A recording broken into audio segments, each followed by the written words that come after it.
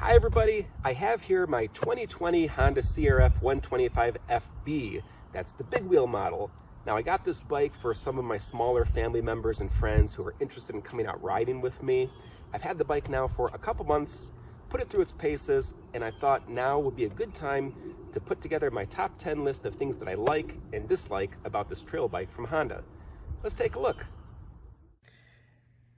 Okay, let's start with the 10 things that I like about this bike. First, this bike is available in two sizes. The one you see here is the big wheel model. It has a 30.9-inch seat height, a 19-inch front wheel, and a 16-inch rear. It's perfect for riders who are 5 feet tall to 5 foot 6 inches and under 140 pounds. The bike itself weighs 199 pounds. Now the smaller wheel version has a seat height of 29.1 inches and rolls on a 17-inch front tire and a 14-inch rear. It's a good size for riders who are 4 foot 8 inches to 5 foot 3 and under 125 pounds. The smaller bike weighs 194 pounds. Number 2.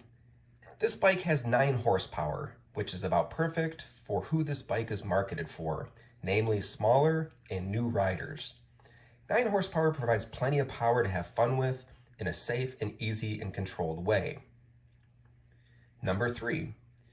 The bike has a 4-speed manual transmission with first gear that's geared really low.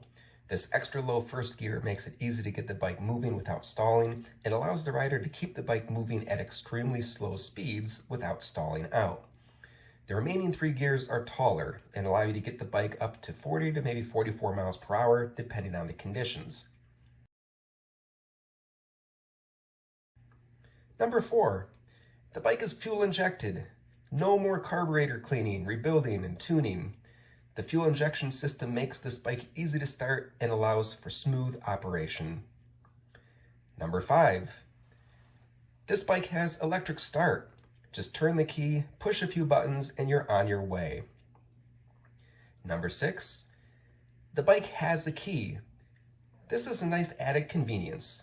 If you don't want the kids taking the bike out, just pull the key. Just don't lose it. Number 7, the bike has a Kickstarter as a backup. This is great in the event that you get out to the trail only to discover that your battery's dead. Just give it a kick and you're good to go. You'll still need the key though, even when using the Kickstarter.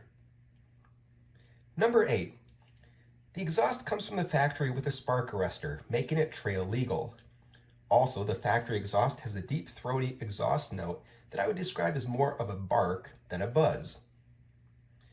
Number 9, the bike is one of the best looking trail bikes on the market. The red motocross inspired plastics are sure to turn heads. And finally, number 10, it's a Honda, so you can rest easy knowing that you have a reliable bike with plenty of parts support. While it might be tempting to buy one of those cheap Chinese bikes, you may find it difficult to acquire parts down the road. The Hondas are produced on a large scale, and you can be certain parts will be readily available for many, many years. All right, moving on to 10 things that I dislike. And I tell you, I had to look really hard to come up with 10 things, but here we go. Number 1, like all trail bikes on the market, it comes with flimsy 7/8" steel handlebars. One hard fall, and they're sure to bend. Plus, the bar risers are formed into the triple clamps, which makes it more difficult to add a 1 1/8" handlebar. The easiest upgrade is to go with a set of Pro Taper SE bars. Number 2, the bike has just 6.6 inches of suspension travel in the front and rear, and the smaller wheeled version is about an inch less than that.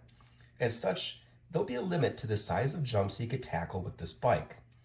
If you're a bigger, heavier rider, you'll have to be even more selective about the type of obstacles you chase after. Number 3, I'm not a big fan of the chromed steel wheels.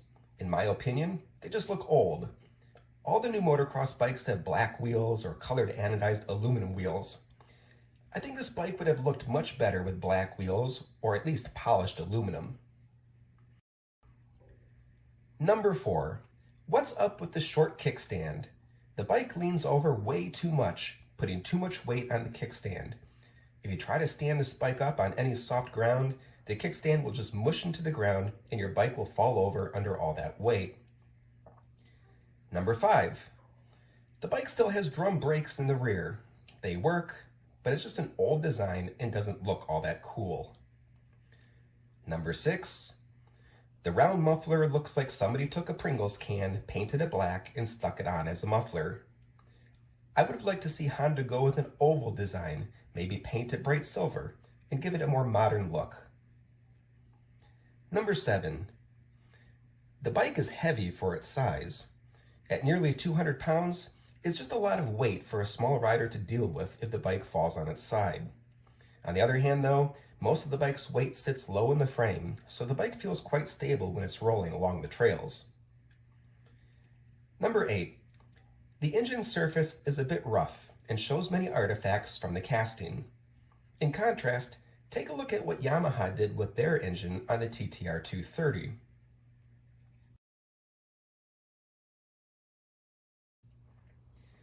Number 9, the bike has a gas cap that can't be over-tightened. Yeah, I know what you're thinking. Isn't that a good thing? Well, if you have kids and if you don't want them trying to pour gas into the bikes when the engine is boiling hot, it's nice to be able to tighten the gas cap down so they can't get it off by themselves. Now, number 10, finally, if you need to replace the plastics, you'll need to order OEM plastics through Honda. At the time of this video production, there are no aftermarket providers for replacement plastic pieces, so it will be a bit costly whenever it's necessary to refresh the looks of your 125. So that's it. Those are 10 things I like and dislike about the 2020 and newer Honda CRF125s. If you like this video, please hit that like button and subscribe to the channel. Thanks for watching, everybody.